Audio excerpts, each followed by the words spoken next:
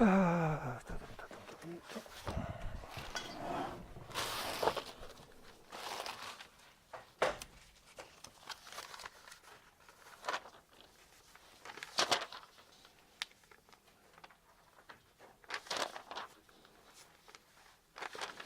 right, how many of you took a look at the book? Any objections to it? Anything that seems to be so far so good? Good. All right, so today we talked about data. We're talking about collection of data. We talked a lot about how we can quantify data, right? Quantitative, how we can pick data.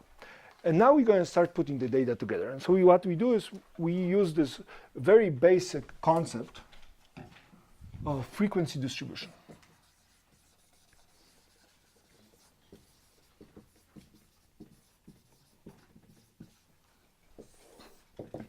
And frequency distribution is what? Is a list of values with corresponding frequencies. So this is a dead pen.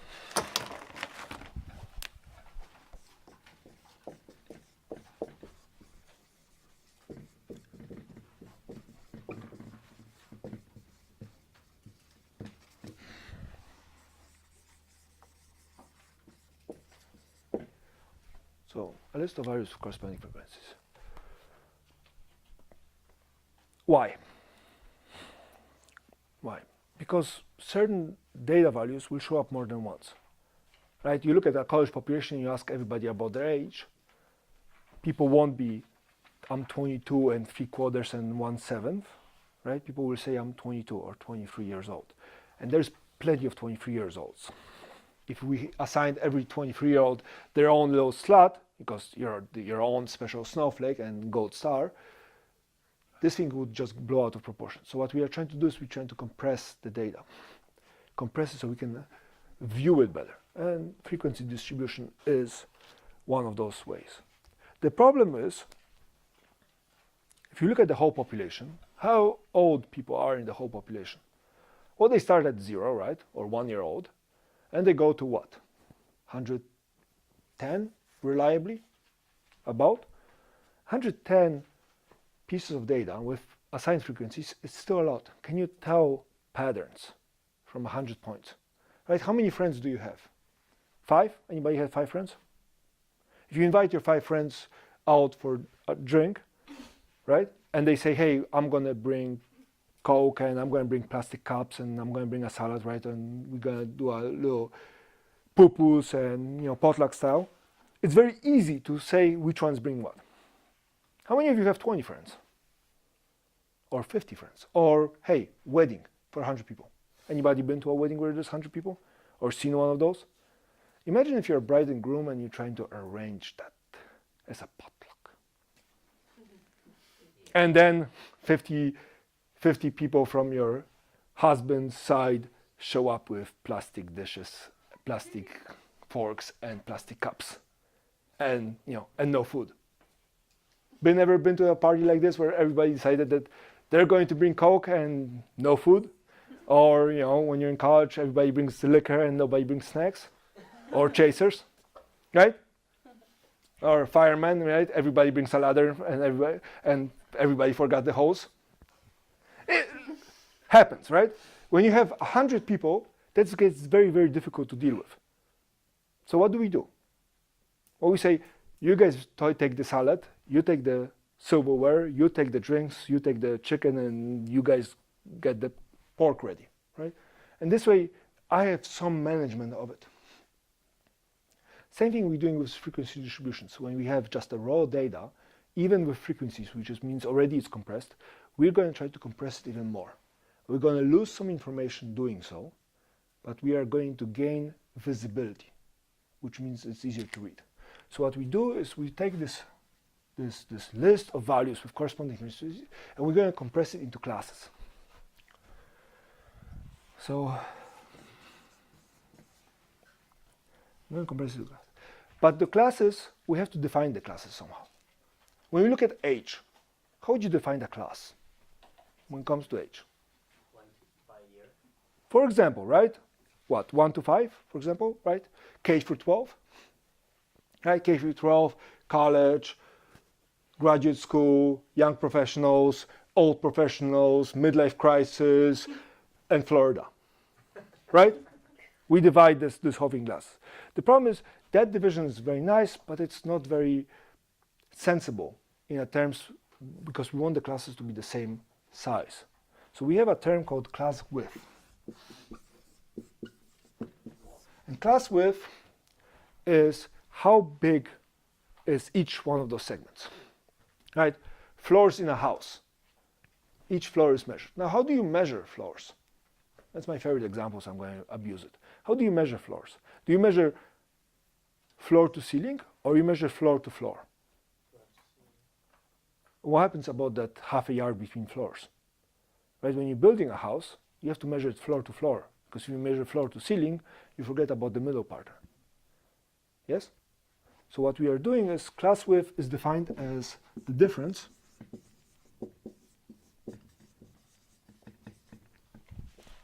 between two lower class limits.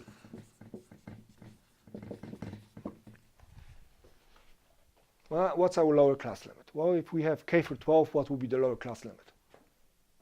K would be the lower class limit. This is where it starts. Upper class limit will be 12.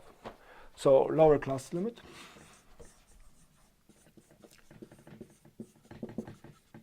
I apologize for my voice. I'm losing it after screaming at my students in the lab. So lower class limit is the smallest value belonging to a class or belonging to that class. Okay, so what do we do?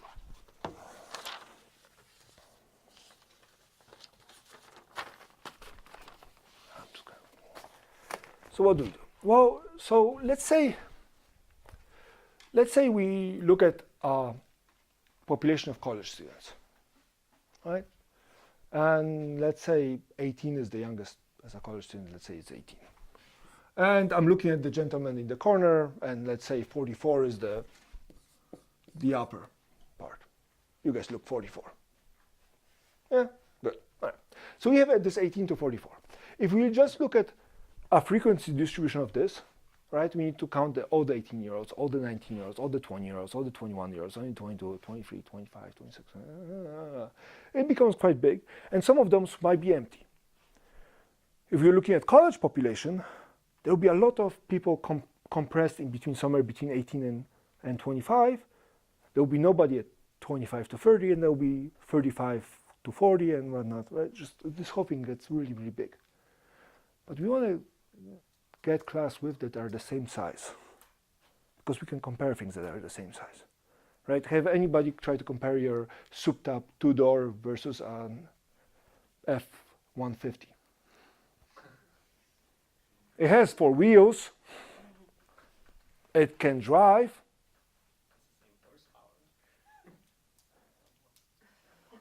Funny, but yeah, right? And then that's about it, right? And there's somebody in that parking lot thinking that their car is the best chick magnet, right? Doesn't work, by the way. Cars don't work. But the idea is you need to be able to compare it.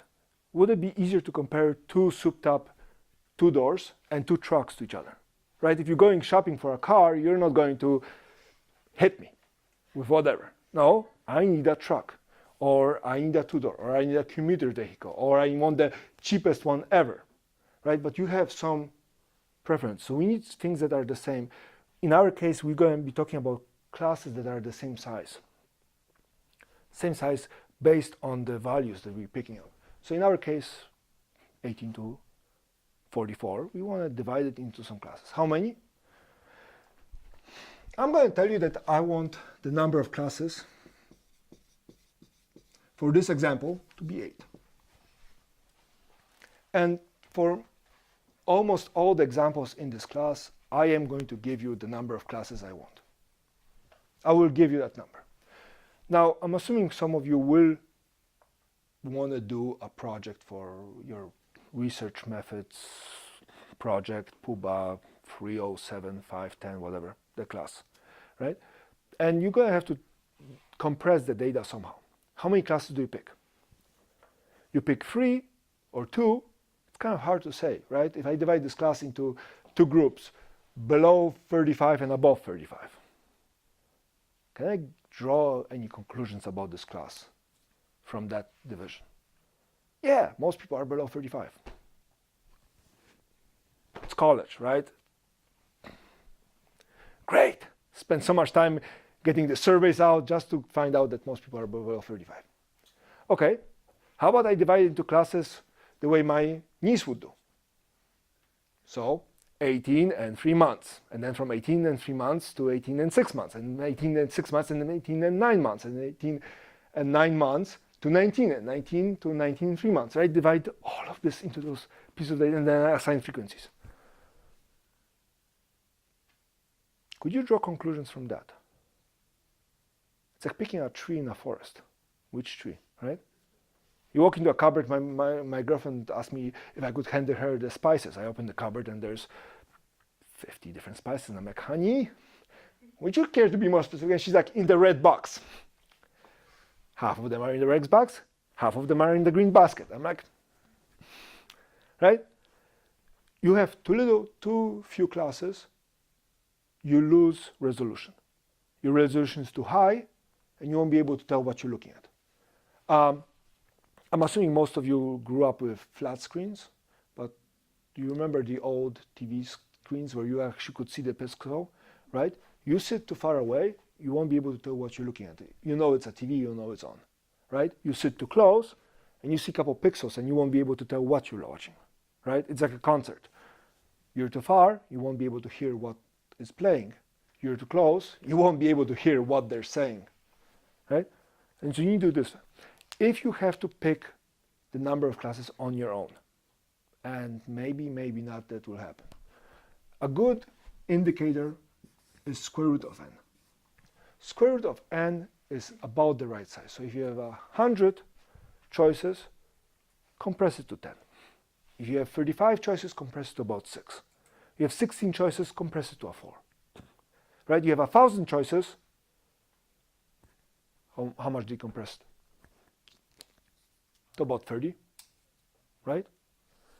This will, compression of those choices, you lose some of the resolution, but you gain overview of the whole thing.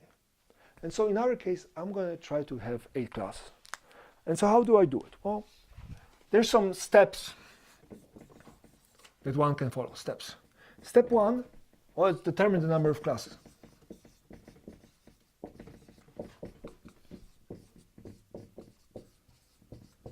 In our case, it's 8. But just in case you don't have, and you need somewhere to start, square root of n is a good start.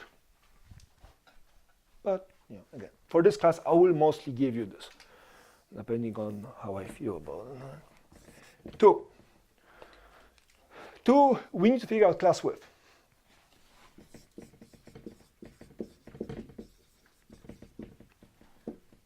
How big are those little brackets we're going to put things in? By the way, can you see here? I know that this is kind of in the way. So how do we do it? Well, we take the maximum value minus the minimum value,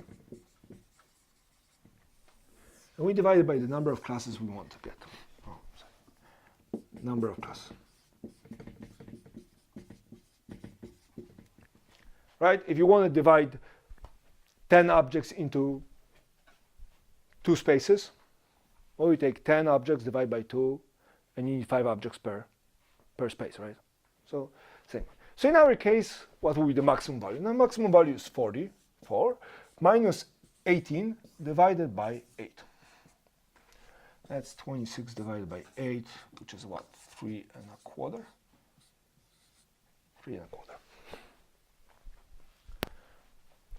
Right, and here comes the first problem with most of the textbooks. Most of the textbooks at this point with a big exclamation point will tell you, you need to round up. Don't ask why, Don't care why, just round up. Any of you like being barked at by a textbook? I don't. So I did some checking. Most of the time, we're dealing with numbers that are whole and solid. For example, age. Right? This is years old. Most of us deal with whole numbers. So having 325 doesn't exactly make sense. Right? It's not very neat. It adds a level of the calculations. But using this number is okay, because this number will get you, in 8 classes, it will get you from 18 to 44. Right? If you round it down, 3 1/4 rounds down, right, because it's below a half. If you round it down, the number of classes will not get you to 44. Right? You will end somewhere before that, which means that you're going to lose information, not resolution, information. And whatever we can do, we are okay with losing some of the resolutions for benefit of being able to see it, but we are not okay losing actual data. We don't want to lose data unless we really, really have to. We're trying not to avoid losing data. So if we are rounding this down, we're going to chop off some of the data at the end. If you round it up, well, if you round it up, we get 4, right? If you round it up, then if you expand it by 8 classes, you are aware of the fact that you're going to have classes that range slightly beyond your data, which means that your last class, your lowest class, might have either no data or very few points of data. And we're okay with that. We're okay with this sacrifice just for the visibility. Right? So again, most textbooks will tell you to round up and don't ask questions. But mind you that there is a reason why we're rounding up, because we are dealing, most of the time we're dealing with full numbers. But if you're dealing with my nieces and her age specification of 6 years, 7 months, 4 weeks, you don't need to round, because all your data is going to be all over the place. So your classes might as well cut somewhere between whole numbers. Right? If you're dealing with whole numbers, having class width as whole numbers works. Nice. All right.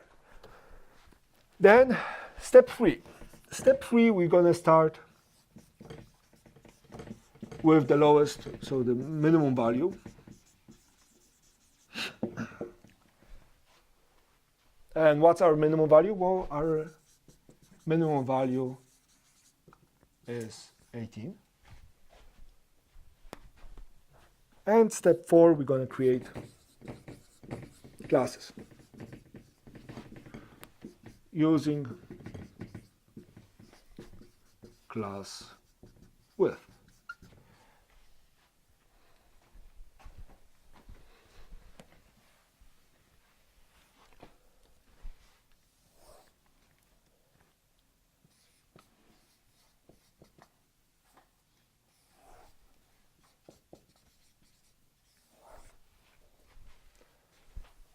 This table will have a couple more columns, so just leave yourself some space.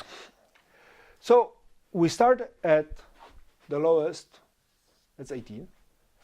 And now questions, how do we expand it? Where is that 4 going to go? Is it going to go 22 here? What's the definition of a class width?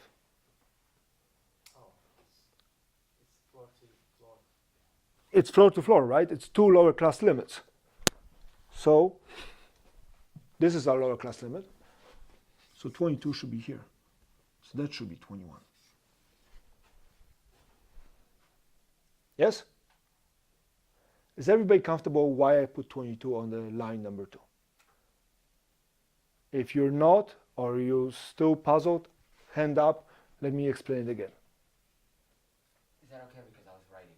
I wasn't really paying attention. Okay, so we have 2 choices, right? We are expanding by class width of 4, right? So there's our class width. And class width, so how do you expand a class, right? You need to go from the bottom to the top. Class width you can go 4 plus this, or 4 like this. If you go 4 across, right, the next one will start at 25.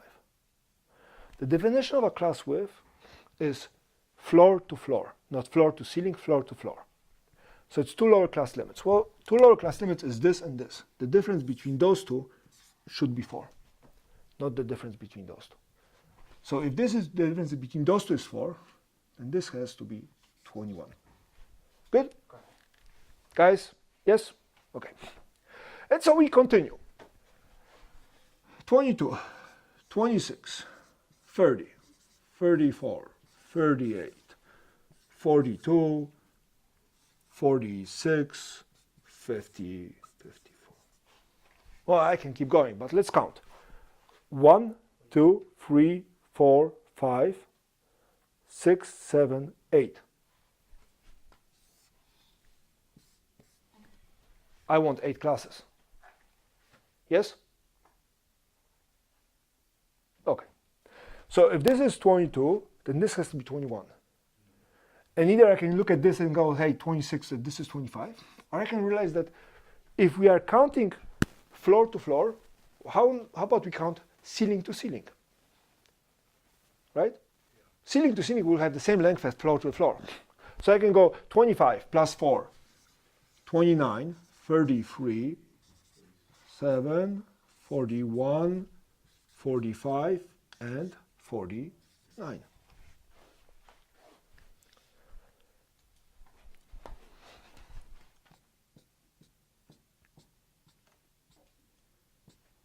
And now I can see some of you in the back row giving me a stink eye. There's a 46 to 49 class, and our students are only 44 years old at maximum. It's okay. It's just going to be empty, right? But it gives us what we want. We wanted nice class width, right? Whole number class width. We wanted 8 classes. There's 8 classes, right? Can we go back and change it to 7 if you need to? So if the problems I gave you will say, hey, make it 5 classes, Oh, okay. right? If you're doing it on your own for a project, right, and you try that square root of n and you get something that has classes that, and there's 2 of them are empty out of nowhere, then it's okay to change it on your own, right? So if you have a choice to modify the data to be more presentable or more visually appealing, then it's up to you, right? The idea is that all classes have to be the same size. Because this way I can say, hey, between this and this I can compare it because both of them have the same amount of years contained within them. Okay, so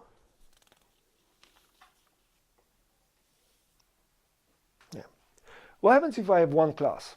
Can I have one class? Yeah, what happens? Everybody's in it.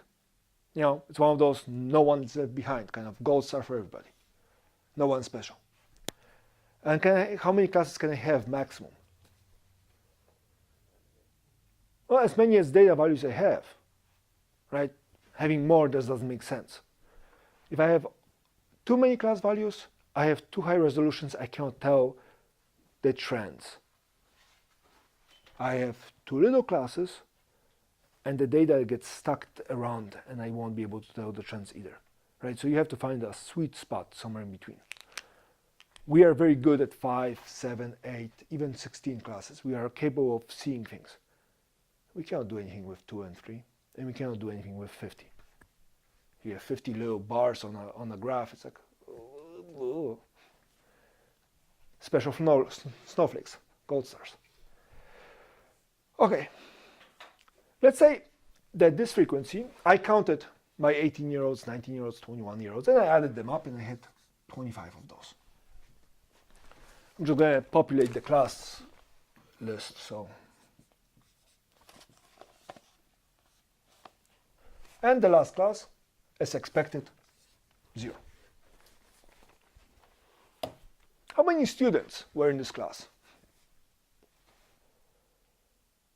You start off 30 maximum? No. How many students were in this class? 44? 43. You sum this up.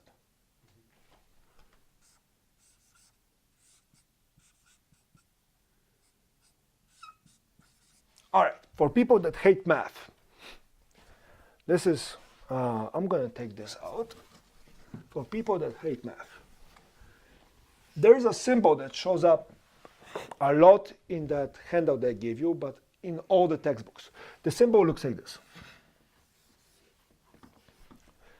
It's a Greek letter sigma. It's a capital Greek sigma. It means sum. So if you have something that looks like this, means of whatever f is. In our case, f is frequency, so sum of the frequencies. This means a sum. Now, since most of you will rely on an extra source, sometimes you will find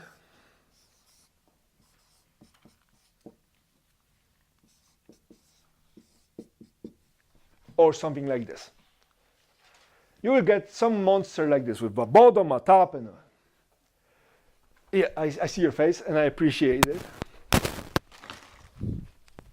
For most things that we do, don't worry about this. Look at this section. This section is important.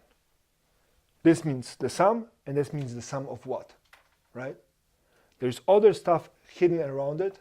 Don't worry about it. And if it's important to the problem, and you cannot solve the problem without understanding all the things around it, talk to me. I will be happy to fill you in how to do all the other things. But the important part is the middle part, which is this. This just means sum. So if you see me saying n equals to sum of f equals 43, means sum of all the frequencies. I'm going to assign it the value, the variable n equals to 43, which is the sum of all those frequencies. Again, we're going to be doing a lot of it, so just bear with me. Okay. Cool. I think that's pretty good. Now, if we talk about a hospital or a prison or a school, one could imagine that those numbers would get very big very quickly, especially when we're talking about a prison, right? How big are our prisons? Most of prisoners of the planet are housed in the United States. How we have more prisoners than China. Mostly because we don't execute them fast enough, but you know. These numbers will get very big. Problem with big numbers is most of the people that work outside of sciences don't like numbers. Right? If I give you 12,374 out of 4,722, how big is that number? You said 12,000? Yes, Of? out of 4,000. It's a negative. Well, that if you subtract it, right, it's negative. You take a fraction, that's just kind of insane, right? But the idea behind it is that I start throwing numbers at you, most of you will lose the concept of how many zeros I put in, right? If I told you you're going to a store, how many of you have been to a store lately? Bought stuff? Yeah, I hope so. If I told you that there's a discount of 17 cents for every $1.78 you spend, do you know how much of a discount you are getting? $8. Great. 17 cents on $1.78 and you get $8 discount. No, right? So what do you do? There are two types of discounts we get. Either we get a whole number, right? You get $10 off. You spend $50, you get $10 off, right? Or we get what? 20% off. We like percentages, right? We like whole numbers and we like percentage. So it would be really nice if those numbers are small, but if we could present them in percentages. So we have something called relative frequency. And relative frequency, I'm going to put it over here.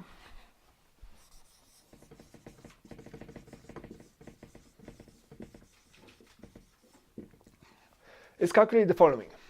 We take the frequency of the class and we divide it by all the frequencies, sum of all the frequencies, right? The percentage of guys in this classroom is what? 1, 2, 3, 4, 5, 6, 7, 8, divided by 16, right? 8 divided by 16, 50%, right? And then we multiply it times 100%. Okay, so let's do this for our frequency distribution. How big is 25 out of 44? Or, sorry, 43. How big is 25 divided by 43? Anybody? Ballpark it for me? About 50%? Anybody else? 60 something, 50, right?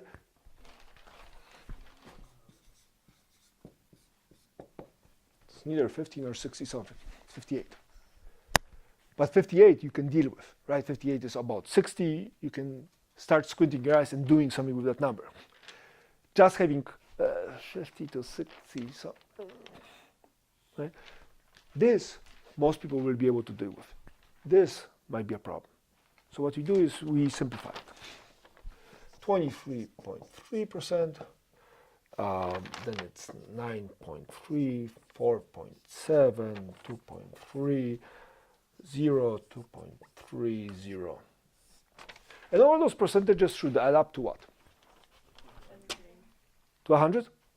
Will they add up to 100? No. Why not? Because you're rounding. Excellent. How do I know I'm rounding? Well, 1 and 2, 2 is twice as big as 1. 2.3 times 2 is 4.6, that's 4.7. 4.7 times 2 is 9.4, that's 9.3, right? So I'm rounding. So you're gonna get an error. How big of an error? Well, if you get way beyond, let's say 101 or 99 or way below 99, you probably screwed something up. If all the relative frequencies add to 94%, you probably missed something.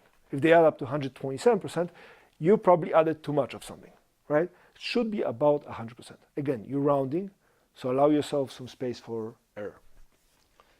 Okay, so we have relative frequencies. Good. I worked for this pharmaceutical company with a CEO that liked to present data. We worked on antibiotics, we worked on drugs, and he liked to present data. And so, after very, very hard work, I presented him a frequency distribution. And he looked at it and said, well, what is that? I'm like, that's the data. He's like, no, not good enough. Okay, I went back and I prepared a classed frequency distribution. I figured, 7 classes, he can handle it. He's a CEO of a pharmaceutical company. I mean, he needs to finish, college to do that, right? He looked at this and said, well, can you have a picture? There's another person in government that requires pictures and one-page briefs with pictures in it. That's my CEO. So I was like, okay, well, I'm going to present a picture.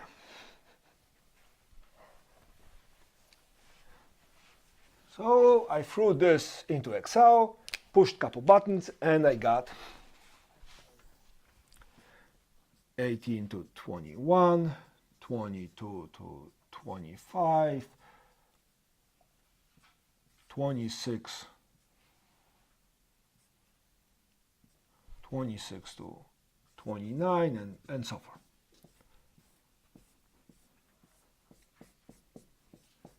Whatever the boxes are. This is for illustration purposes only. And I got something like this.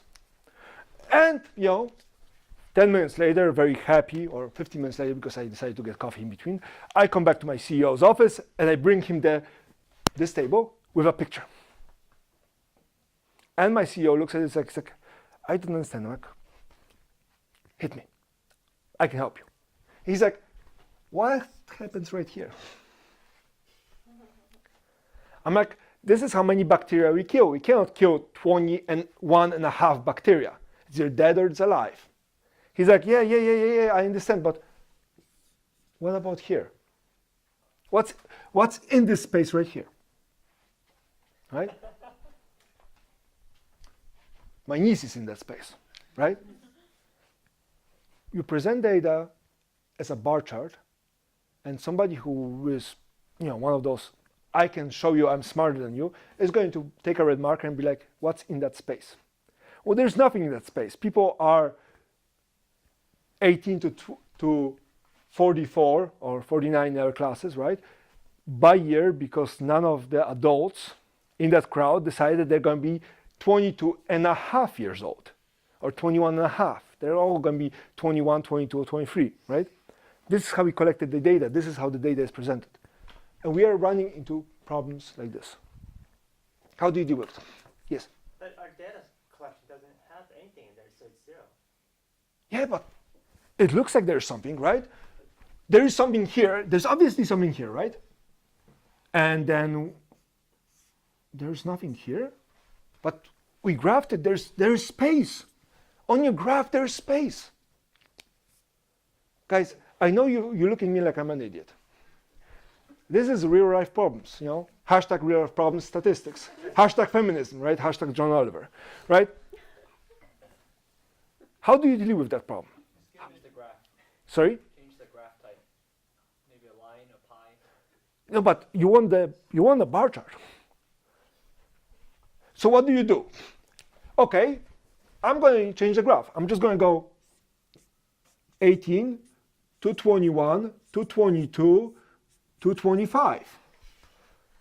Right? The ceiling, lower ceiling. Well, I just removed that middle part somewhere, right? And then your boss comes around and goes like, well, what's that? My guy, it's a 21, 22 because there's nothing in the middle, right? It's like Route 99. There's nothing between Salt Lake City and Las Vegas. There's nothing there. Nope, that post office doesn't count. There's nobody there. It's like Wisconsin, right? You can get a town, and then cornfields, and then another town. There's nothing in the between. You have to put a disclaimer on the bottom of your chart. Hey, guessing how many of you did homework 1, which was on the syllabus in bold, big 12-point font? Nobody's going to read it. So how do you deal with it?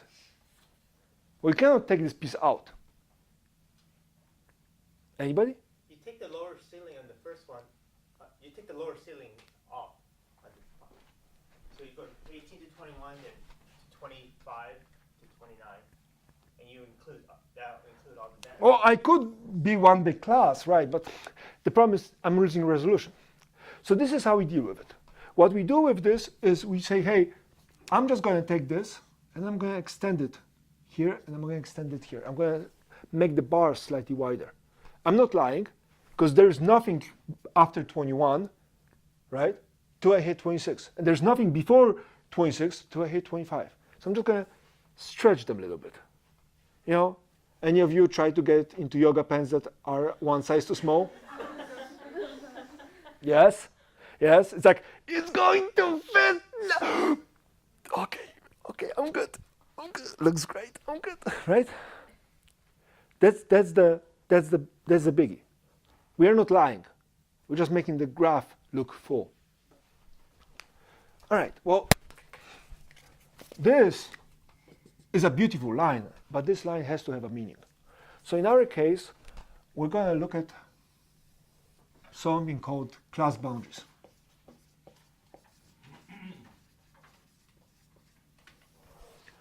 So we're going to look at a number that is between upper class here and lower class here. What's between 21 and 25?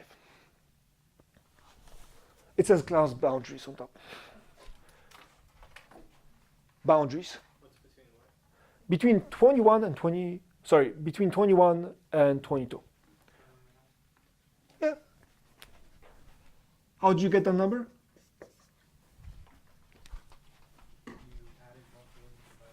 Exactly. So we have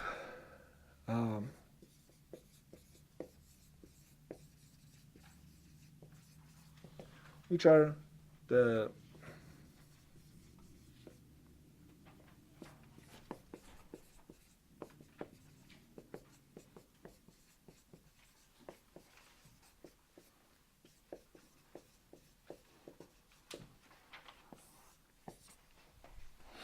upper class limit plus lower of the next class limit, next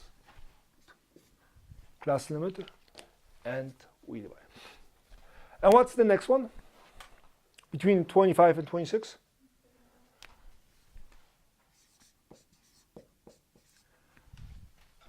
Now here's funny thing is, just like we can do between floor and floor, or ceiling and ceiling, we can do middle to middle. This is still a 4 difference, right? The space between each bar has to be the same difference. So the next one is plus 4, 29 and a half, 33 and a half, 37 and a half, 41 and a half, and 45.5, and then 49.5. Are we missing anything? So we extended, we're going to extend each class just a little bit to each side, right? Which means that we are forgetting about one class. We are forgetting about the first class because there's a 17.5 to start with. Yes? Right? It goes 17.5 to 21.5, not 18 to 21.5. There's a little bit extra on the other side. Again, we want all the bars to be exactly the same width, right? This is the whole point of this. Now, class boundaries only use, so the only use for that is histograms.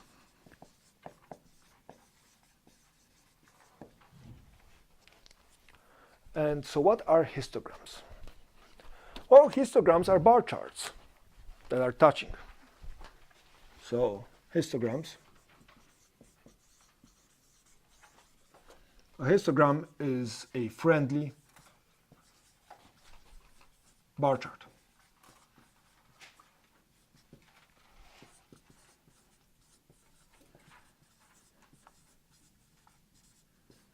Which has touching bars.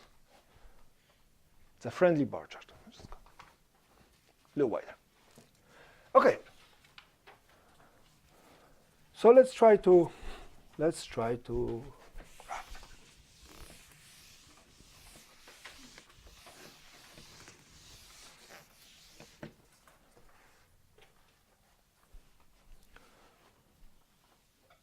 Okay.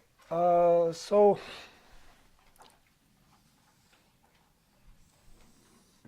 I'm going to put the frequencies on top and age on the bottom.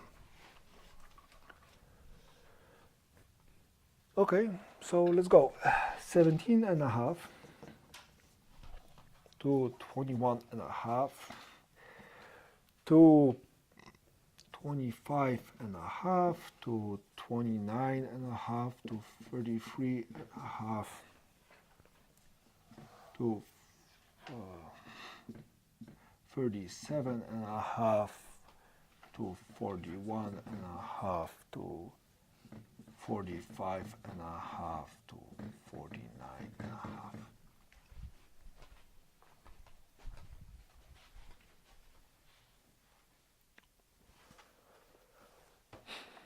I just put all the class boundaries on the bottom. Those are all the class boundaries. All right. So now, frequencies. Well, say 5, 10, 15, 20, 25.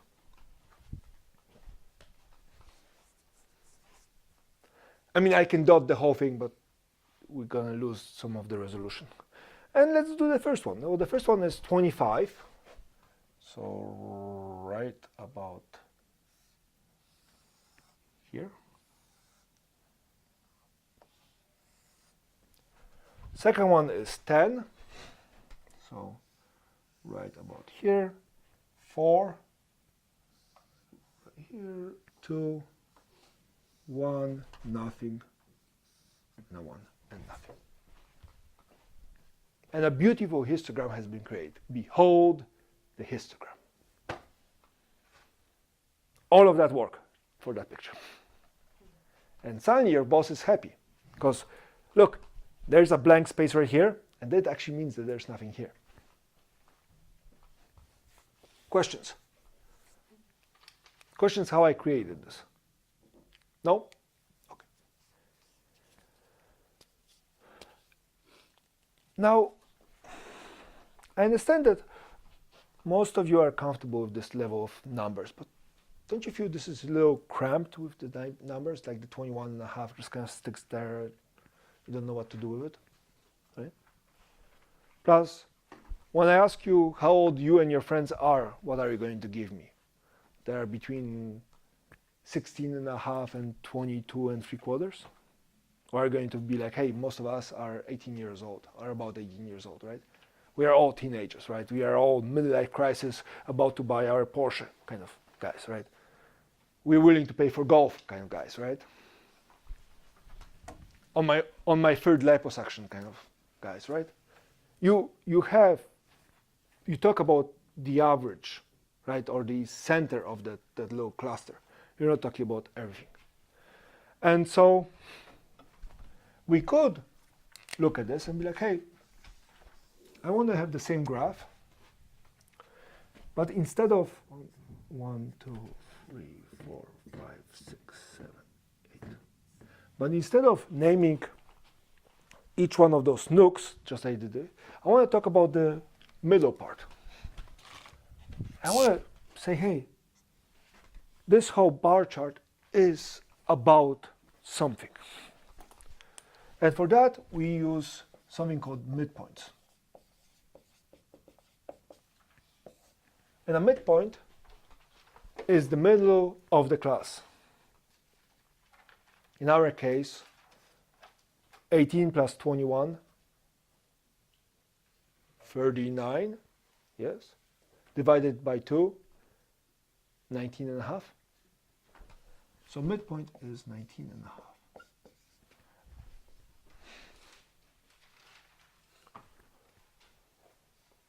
And instead of talking about the space in between the classes, we're talking about the middle of the class.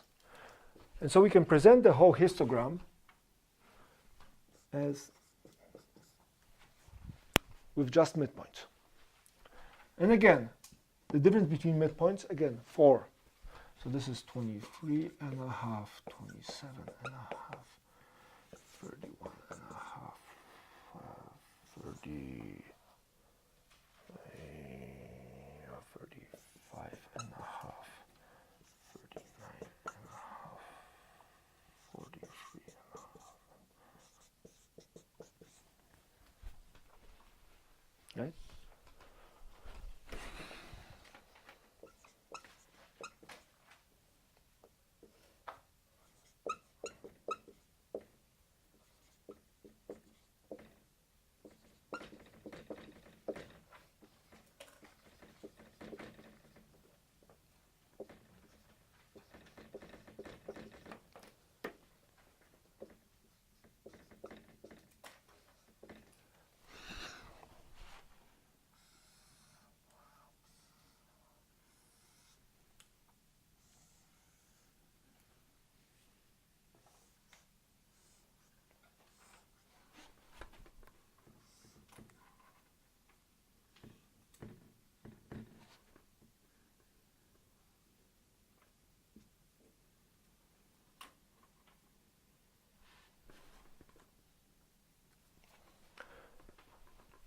When you have the same bottom line, just instead of talking to me, hey, this class is from 17 and a half to 21 and a half, I'm just saying, hey, this class is about 19 and a half. Right? The first category of students is about 19 and a half years old. It's a different way to be looking at the data. It's a question of presentation. Now, we did frequency here. Can we do relative frequency here? Yes, we can. About 60% will be here. 23, so that will be low. So about 30% will be here. About 15 will be here. Right? So I can do relative frequencies. The graph itself doesn't change. Question is, are you talking this, how much space I'm taking from here to here, or am I I'm standing right here, right? So that's the difference between the bottom. The top part says, hey, I'm 6'4", or I'm only 10% to the ceiling, right? So this is what this is talking about. So we can present it with frequencies or relative frequencies, and we can present it with class boundaries or class midpoints. There's plenty of ways to do it. Question is how you want to present it. What's the data that is important? What the sense you want to get. right? If you want to go specifically, then here. But if you want to get something that looks relatively nicer, because there's less numbers, midpoints are better. Now, again, what you're graphing is different. Okay. It's like the Kaboom commercial. But wait, there's more. If you buy into this histogram, let me show you another one. Okay. Can I erase the relative frequencies out of here? I'm just going to swipe them out. I leave the rest of them. Okay. Any of you ever worked at a company which put you in another place and somebody else took your spot and then took credit for your hard work? No? Never worked in a company where you got moved or you had a job position and you got shifted to a slightly different position. Somebody came in like, look how awesome I am after a week. You know, Trump got elected and he tells us how good healthcare is now that he's elected. No, look, I have nothing against Trump per se, or at least not publicly, but the point being is we can stack data one after the other, after the other, after the other, and talk about how it behaves, right? We are not only talking about, hey, most of the people are young here, right? This suggests that most people are here. 58% are between 18 and 21 years old. So most people are young, right? But you can also talk how wide do we want to do admission? Right now, colleges don't have admission, but certain awards, like Fields Medal, which is a Nobel Prize for mathematicians, has a limit, 35 years old. We're going to give you the prize only if you invented something really, really cool before you were 35. Why? Because most mathematicians are walking geniuses by the time they're 17. By the time they're 25, they do one of the best work. By the time they're 30, they're already published and well on the way. By the time you're 40, you do some good stuff, but you're not great. So there's no point of choosing somebody who's older, right? So what we are doing, we are calling it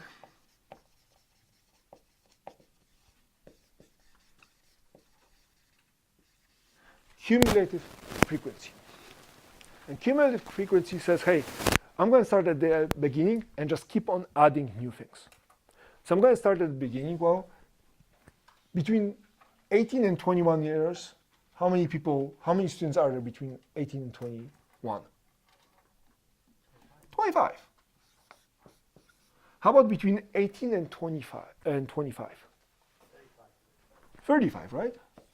And then between 18 and 29? 39, 41, 42. How many between 18 and 41? 42. 43 and 43. We can present the data this way. What does it tell you? Well, this tells you how the data is changing. It says, hey, there's a lot of change here and not much here, which means that there's not much values in this region. All right. So if I decide to graph it,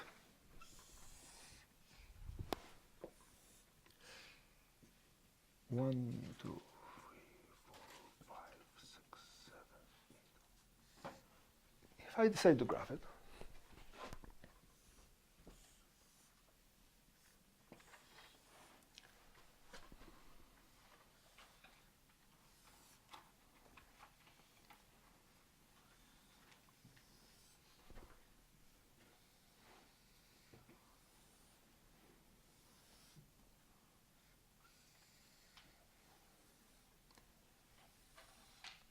if I decide to graph it, it will look something like this.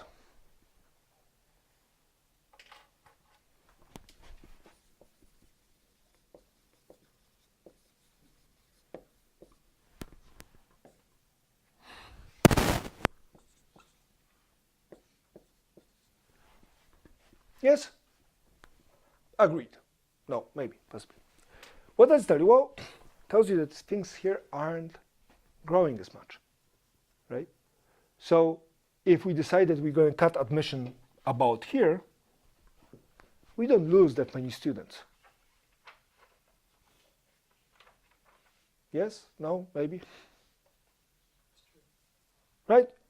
Because between here and here, I gained only 2 students. So if I cut it off at 29, right? The 1, 2, 3, the first. So if I choose only this section, which is this section, and I don't let people above 30 into college, I'm not losing much tuition money.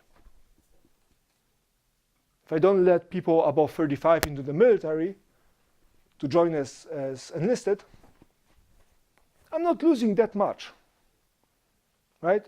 Per performance. If I don't expect firefighters to clear something, I have a standard, right? If I don't choose models that are below or above certain height, right? Or stewardesses certain height, I don't lose that much. Says, hey, most of the things that are happening here. And this is kind of, right?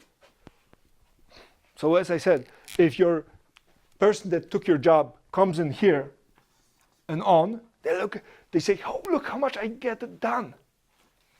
Look at that, 43. I'm so awesome. No, you knucklehead. I did the 42 of it. You just did the 1. But this is how you present the data. You want to present the data how good you are at solving crimes, how good your health insurance is. There's this. You're laughing at me. You poor thing. This is how this is presented. If you don't know statistics, you look at this and you're like, well, yeah, he did a lot. His name is here, and this is his bar chart, and look how high his bar chart is. That's misinformation, though. No, you don't know any better, so there's no misinformation, you're just not informed. It's not my fault you're stupid and uneducated. Guys, the way statistics is presented, the way data is presented, dictates your lives.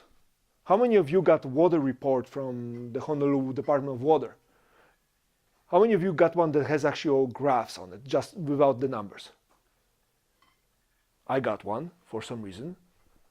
I'm looking, it's my girlfriend's like, oh look, there's no bacteria. I'm like, no, hang on, honey. What's the units? Where is this pointing? Why is it looking like this? This and this is the same thing. But if I tell you that Jason got my job over here, I'm like, well, his performance blows. He got 1 in and didn't do anything here. I show you here, Jason did this much work, and you're like, oh my God, look at the chart. Same data, depending on how you present it. Decision making in public administration. Welcome to chapter 1, where I can already screw with half of the people in this college because they don't know any better. I'm not going to be teaching you the great stuff because we might not have the time to do all this super fun stuff at the end of the semester. But at the beginning, this has a whopping consequence. You present this versus this. You're a firefighter, right? You guys have a log how many fires you extinguished, right? And you extinguished that pretty much because you've been there for what, 20 some years? Yeah, now imagine somebody comes into your position and after 32 years they put their name here and be like, they extinguished 2 more fires and then present it this way. How would you feel if they were like, look at me, how awesome I am. Since 1972, we extinguished this many fires, it's all my doing. Right? On the other hand, you present it this way. Well, dude, you got 1 fire behind your belt, chill out, right? Guys, loops around you and you won't even know it. Look at the data and ask questions. Because, well, Jason is awesome.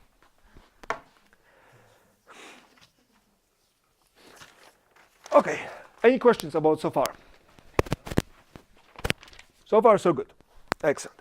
This class ends 20 after, so we have 10 minutes. Okay.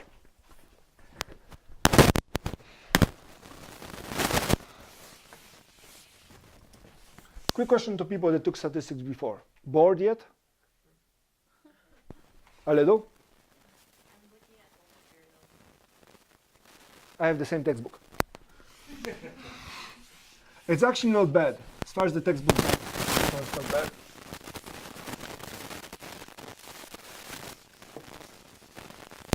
By the way, for people that took statistics before, and if you're bored, just start looking ahead and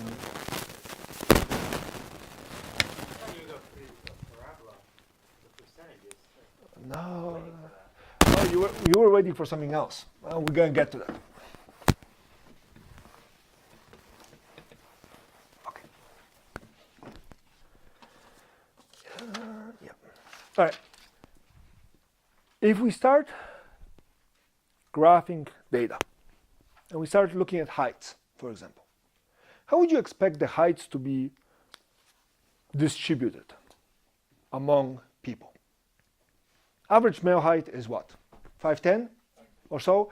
Average female height, 5'7", 5'6", 5. Well, Hawaii, yes. Okay, sure, 5'4", which means what?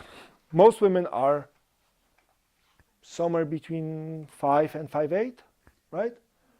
Can we find a woman that is 4'7"? Sure. Can we find one that is 6'4"? Yeah. Sure, right? That's me cross-dressing, right? But you can find both of them, but most of them will be somewhere in the middle. So when you look at it, you're going to have, well, I'm gonna have that marker. Next time. So if you look at good markers, like just you have no idea how happy I am about teaching. So if you look at heights, for example, right? Very short people, there are going to be very few short people. And there are going to be very few tall people. LeBron James is somewhat of a special kid, right? And then in the middle, well, we would expect that there's a lot of people that are around average. And what we're going to get is symmetric bell-shaped curve called normal. So if you look at the data, most data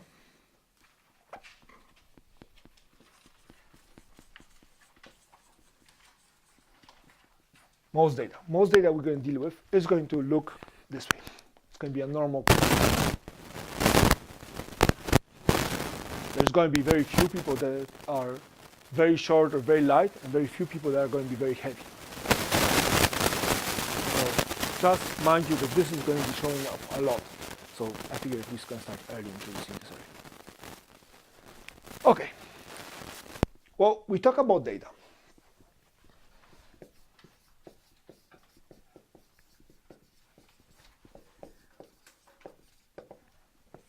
So let's start with the introduction. How do you describe data? If you want to describe your friends, how would you describe your friends? Susie is crazy, Aunt Jenny is old, right? Uncle Frank is an idiot. My dad is awesome, you know. My brothers and sisters are three stooges. Or are you going to say, hey, my family side is Filipino. Most males in my family are really tall. Right? How would you describe your family or your friends? You would describe them by some characteristic, and some characteristic that is pinpointing most of them. How would you describe most of us here in this classroom? Students, sure. How about a height? Average, right? Why average? I'm really tall, and I'm sure one of you is really short. I mean, long legs, so maybe not. You're short, right? Oh, no, they're folded again. Right? You would describe us as average height, or say 5'8" on average, right?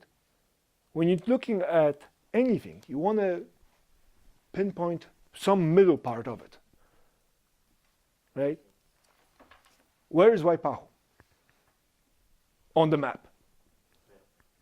Near the middle of the island. Right in the middle of the island. Which island, right? Middle of Oahu, right? You're going to try to narrow this thing. So when we're describing data, we like to look at the center. Why? Because for the most part, we expect it to be the biggest piece. When we're talking about a center of the data, we're expecting the biggest piece to be around that center, right? Average man is 5'10", so if I say most men are 5'10", I'm probably going to be right, right? If I have a random date from Tinder and it's a guy, I'm not expecting them to be 4'7" or 7'2", right? I'm probably expecting 5'10" or plus or minus. So we're talking about center. 2, as much as we would like to believe that all guys are 5'10", they're not. I'm 6'4", my brothers are 5'10" and 5'9", or 6 and 5'9", right? And so we are starting to look at variation. Right? How much of it kind of falls off? Right? Is it 6'4" and 5 foot and the average comes out to be about 5'10"? Right? Is there more of this, more of that? We want to know where the variation is. What's next? Well, we want to know how they're spaced out, so we want to know the distribution.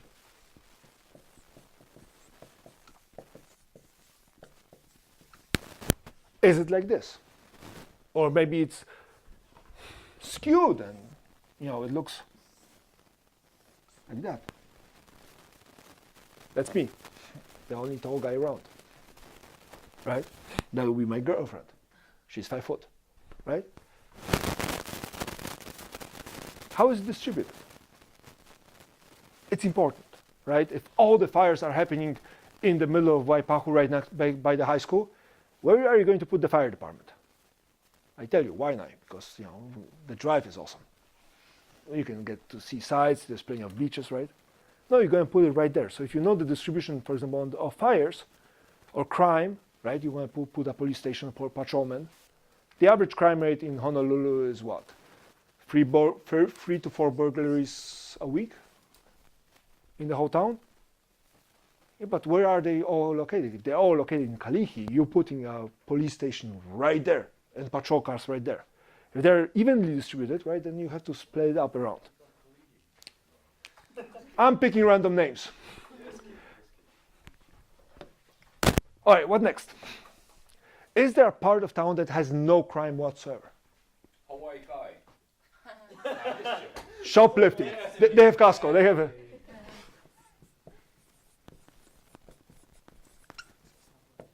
Right, liars. Is there a part of town that has no crime? Is there a part of town that has constant fires? Is there a part of town where you have all the rich people living in? Or the part of town where all the poor people live in? Right? That suddenly makes sense, right? If you're on a dating site and suddenly you meet a guy and he's 7'2", it's like, damn, son, what did you have for breakfast?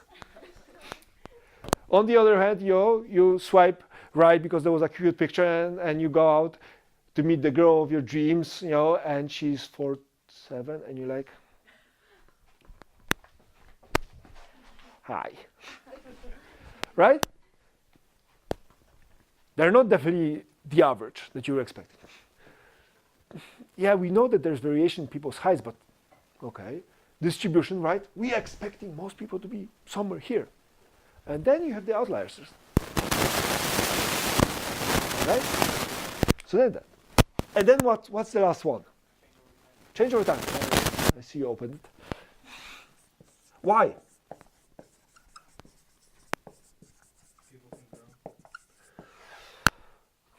Not as much as they help. Yeah. Again, not as much or not as little as they hope. So why does it change over time? Conditions, population, right? You guys all leaning towards the same thing. Means the data is not static. We take a snapshot, but that snapshot comes after another, right? Instagram was great, and then Snapchat came out, and 15 seconds is a long story to tell, right? Short videos, and then you have longer videos, and then longer videos, and then you have time lapses, right? And it tells you something. we can have this beautiful snapshot, but wouldn't it be cool if we could have another layer on it? Another layer, another layer, another layer. Like you're having a decision making. Part of the decision is you open your eyes, you look around, you close your eyes, and you're like, okay, we're going to sell. Part of it is going to sell, right? Stocks. Stocks is a really good example of statistics. You look at the market at this current level, like, I'm selling up. Then I can have right? We add another dimension in our calculations. We are no longer looking at this flat. We have another wave forward in time. And so starting Monday, we're going to start at center variation. Then we're going to do distribution outliers. Change over time, we're going to leave for now, because that's just, it's done the same way the rest of it is done, and we have to have bigger models to do it. And that's what we're going to do on Monday.